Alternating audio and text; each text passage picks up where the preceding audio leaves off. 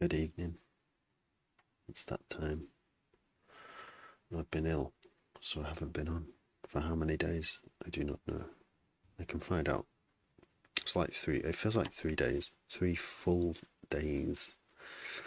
But here we are now. Looking at Aurora. Aurora. Aurora. That's right. Aurora. Just thought I'd come on for a bit. You can still hear how ill I am. Just about. Oh, are we getting this feature? There it is. So, just gonna get on with it.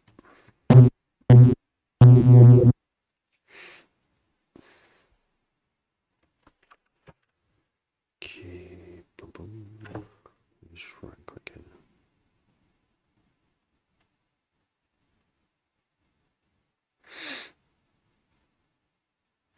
That's not the serum I want.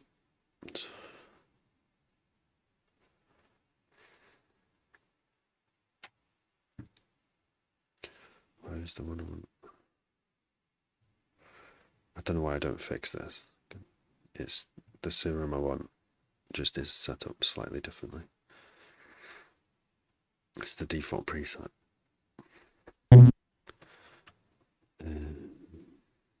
Base. There is. Oh, I had an idea for liquid D&B tune with a piano. I mean, it's piano in D&B. It doesn't always have to be liquid, but the one I thought of was.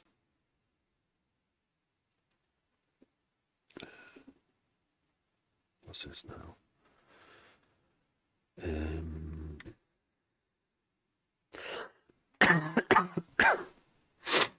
I might still be too ill to come on, but we'll see. I am looking for a sub with fake phase, because what that means is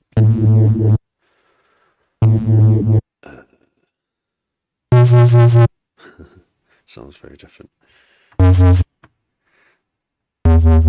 It's using an LFO.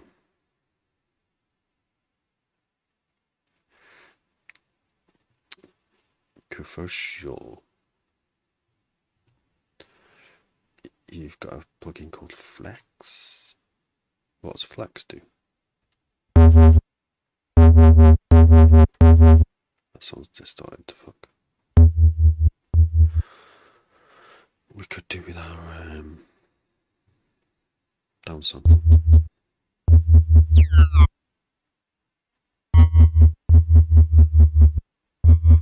I want it to sound a bit like this. Oh, FL Studio. I'm in Ableton, so I can't run. I can actually run FL Studio plugins through the FL Studio plugin, but for me that's too many steps. What does it do?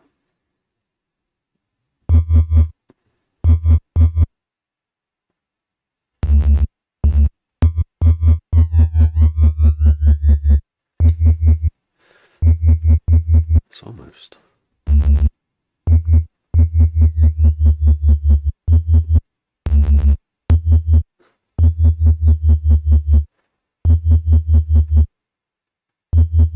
Something's distorting, it's this. Well, I don't understand where the distortion's happening. It must be on here. Must be in the yes, it is.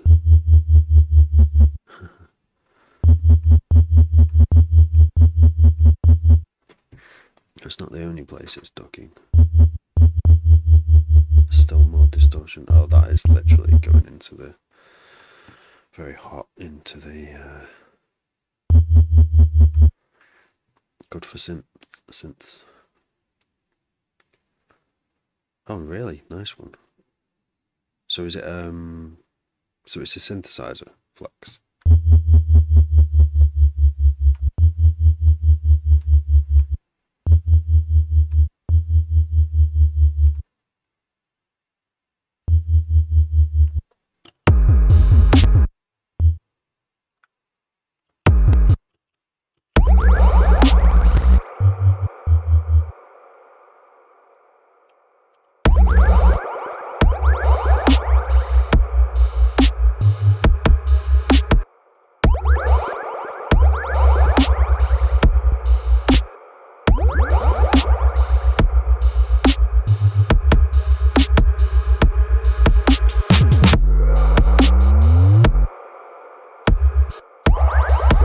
See, there weren't triplets in here before. These decisions always get me stuck. There were no triplets until now, but triplets work really well in dubstep.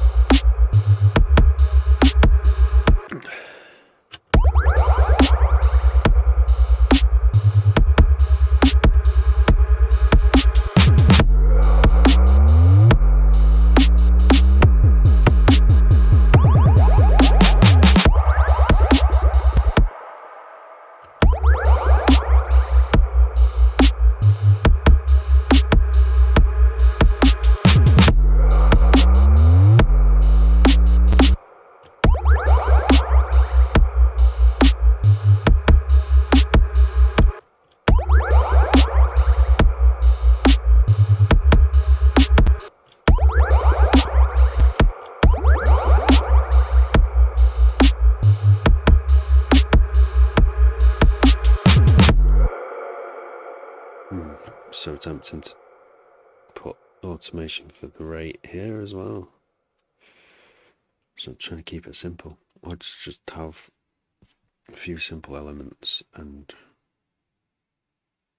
automate the heck out of each one of them. Could do that.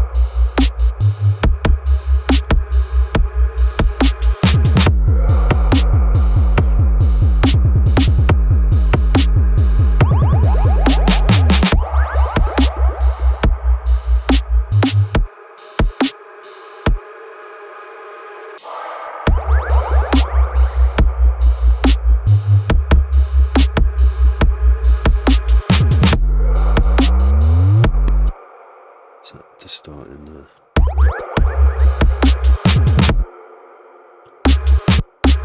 Yeah, because there are overlaps of. There's that snare. It's not very loud. Wait, you can't see this. So all playing at the same time. Minus 5 dB for that. But we also have a snare here. Oh wait. No, that's not it. Well, it's just playing at the same time.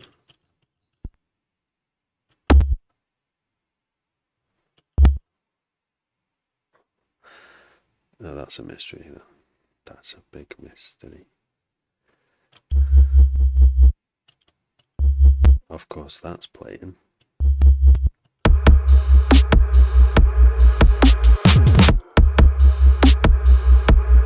That there sounds bad.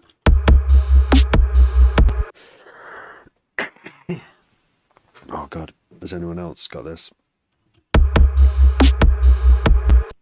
I've been suffering from, like, I don't know what it is.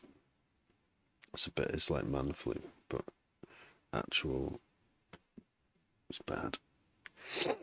It's going round.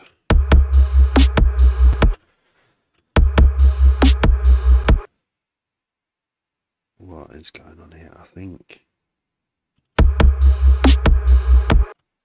this kick is too heavy because in the previous parts there was room. Should we turn this back on? It's a bit better.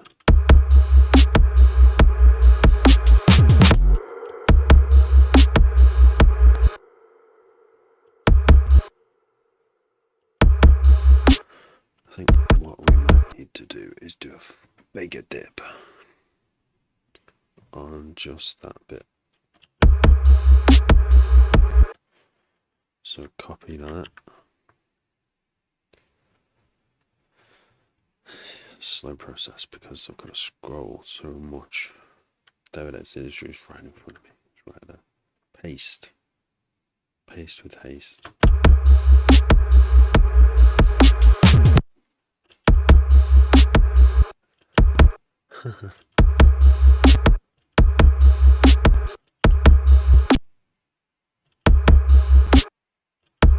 Doesn't make any difference.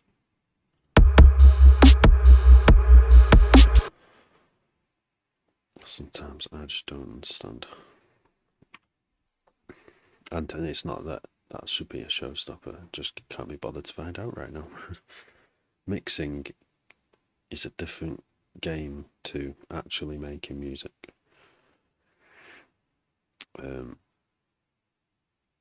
Yeah, because you got to be a bit more technical minded and less just play. I think I still love it. I still love to mix. Problem solving it is. It's just constantly problem solving.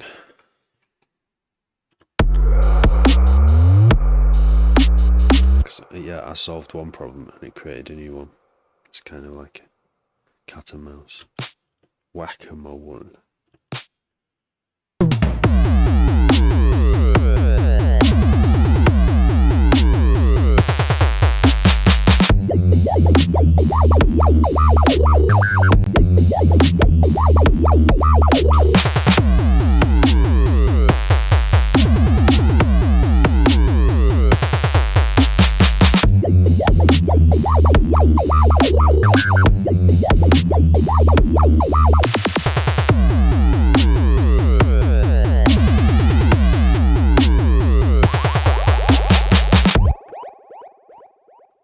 So, if we turn this back on, OTT, you know, get the go-to. I can't decide which one sounds better. I know OTT will be messing up my phase, but I have no way of measuring if it's detrimental or not. I think overall it sounds like OTT is making it more exciting. Possibly too much high end now.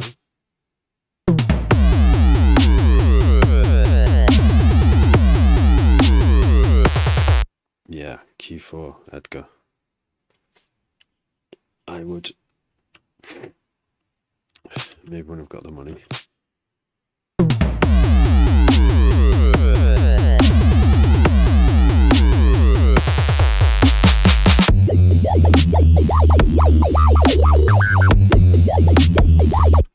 Yeah, there's a few things I'm stuck on with this. Like, I think I might have just solved one of the things. I've always got this one. It just occurred to me, that's what, when I came on stream, that this bass doesn't really have a rhythm. It's like a really off rhythm that doesn't go with the rest of the track. It sounds, the harmonics sound good, and the way it goes down, and the way it wobbles, but the rate at which it wobbles is not good, and it's not easy to change because I bounced it. What's it called? I rendered it. What do you call it? I resampled it. But it had a pitch bend in it, so it was always going to come out like this, which is not what you want to see, really, in a wavetable, because they should all end in the middle. Like that is not good. This whole wave should start there, go up there, and end there. So I've fucked something up along the way. But it's got its own sound. I've just literally, by solving this problem, not only have I created another problem, I've created two problems. Because now, I have two to choose from, as well as the problem of having this bass overlaps with the kick in a different way to that, so now the kick sounds distorted in the master. You reckon, Henry? I have used FL Studio a long time ago. think what I liked about Ableton was that you could have all your effects on the bottom. You can group them and have like parallel chains of effects just all in this bottom bar. Like for what you call it? For like sound experimentation. But then I know you can do all this in FL as well. So I think when I see so many people using FL Studio on a live stream or making live streams, making music, and they're all whizzes at it. So it's whatever works for you, doesn't it? What kind of stuff? Oh, Henry, let me ask you a question then. What is your favourite thing about FL Studio that sort of separates it from other doors or Ableton? What's like your favourite feature? I'm currently making what's it called? It's everything at 140 ppm, and yeah, mostly dubstep is coming out. But I've also made some bassline. I've made some like slow jungle, like all jungle type sounds, but 140. It's kind of deceptive because once your brain adjusts to 140, it sounds like jungle. So yeah, I'm going to be playing some of this out in February. Yeah, the soft clipper. I mean, that's like a basic like thing, a clipper, isn't it? Like a, it's like a feat. It's like a, oh, how can I describe it? It's just it's a clipper. Wait? Does Ableton have its own? So when you've got the what's it called, glue compressor, you can turn the soft. I think there's another one you can turn the soft clipper on. So if anything goes louder than 0 dB, it clips it instead of sending a plus above 0 dB out to the next stage like the master or to the next plugin. Oh, is it? Is it? All right.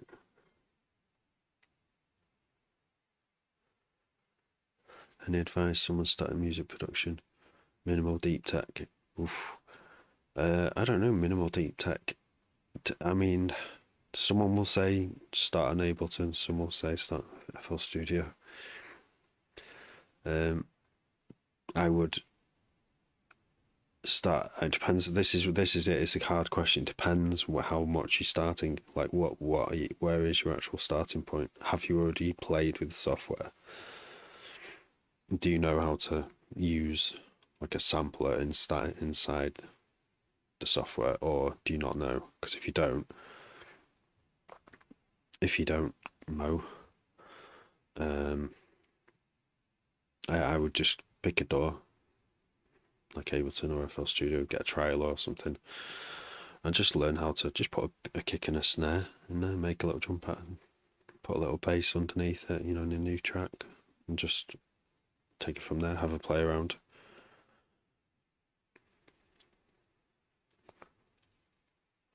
Yeah, punchy, get FL, a punchy sound.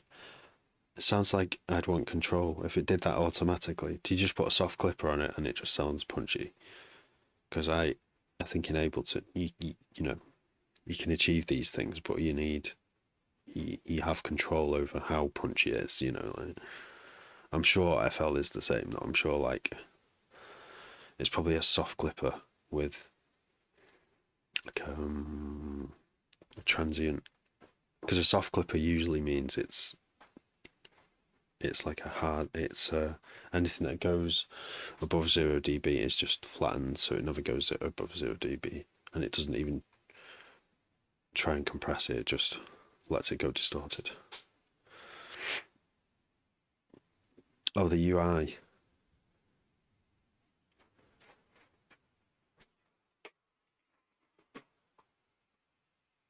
Don't know where to start with music. Yeah, one good place is to, obviously there's tutorials, and just like learn how to make certain kicks in whatever genre and learn how to do basic sort of. That's a quick way of getting an idea of watching someone else how to lay down elements and quickly, yeah. And the other one is, like listen to like your favorite tracks, and just try and like make the same sort of drums just as an exercise, not to make your own tune that sounds like the thing, because it'll always sound different anyway, but to just as an exercise, constantly practicing to sort of, how do I make this kick, and try different ways of making a kick and percussion swing and fit together like that, and listen to how the bass comes in and out, and how balanced it is with everything else, and how it's EQ'd and stuff like that. Just listen and try things out.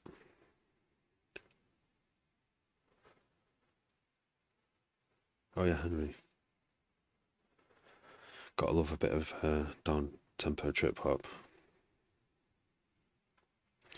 Right, G. Oh yeah. How are you doing, G? I've been pretty ill. Have I been giving my music to labels? Oh, what? J Dilla, yeah, I've used some J Dilla drums. Someone gave me some J Dilla drums ages ago, and yeah, they sound amazing. They quite often find their way into some drum kits I make. Well, go on, James. How you doing?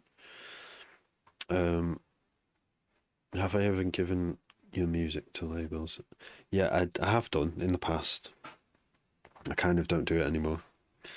I give them to DJs instead. So if my self, so I've gone on like this self-releasing. I have sent to labels in the past, and I got disappointed with the results, because I understand now I self-release how much work goes into running a label. I've tried to run a label myself, even just releasing my own stuff, and it's literally a room full of people. It's a team. You need a team full of people to do it. One person can't do it. So I'm trying to bypass all that, and things like TikTok allow you to, where you can do everything. What labels? I'm getting going off on one here about labels. They serve a purpose, and if you don't go with a label, you have to do everything a label does, but you can get creative about it and cut corners and do things differently. And the internet and TikTok allows you to be as upfront in people's faces as a traditional label would do. So anyway, basically, I wouldn't say don't send music to labels. It just wasn't for me. I did get a few replies back over the years, but it's not important to me to get signed to a label anymore, because you can self-release. But if you self-release, what you'll find is it's almost equally disappointing if you're expecting something back, because you'll self-release and then 10 people will listen to it, and that was it. And so you then go on this long path of discovery where you realise that how hard it is to get people to listen to your tracks. So yeah, labels are brilliant for that. So they'll take 50%, which is kind of a bargain, really. Like I thought I don't want to give 50% of my stuff away for life. That's what if it does really well? But that's the reward and the risk that the label's taken, to sign you up and pay money for you. But I wouldn't expect any money back from a label unless it was a big label. I mean, you hear stories about big labels as well. I just wouldn't expect any money back from it. But at least, if you self-release, you have it all in your control. And if you self-release, you learn a hell of a lot. I mean, if you've got time, self-release. Yeah. But I mean, I would love to get on like, It's just there's a process. I think my current standing is on labels is if I wanted to get one of these dubstep tracks signed, I've got like 10 tracks. Oh, I might have to get. Oh wait. Okay. 1 sec.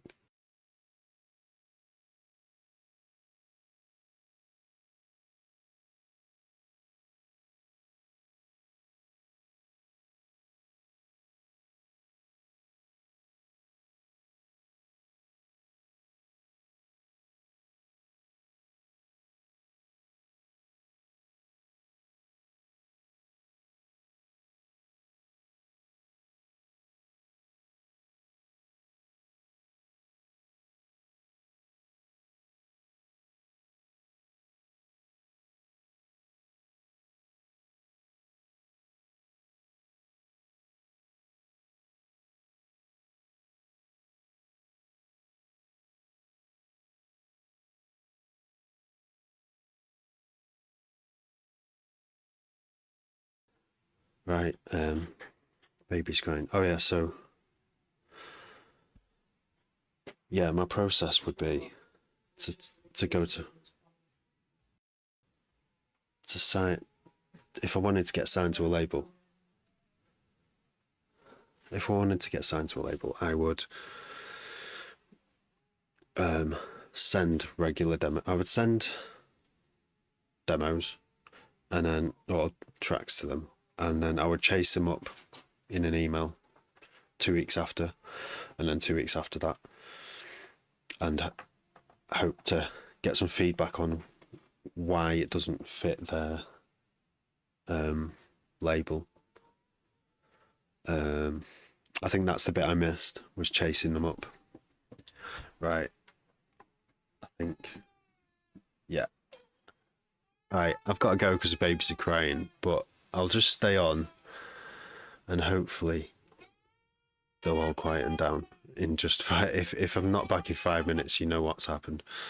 Good question though about labels.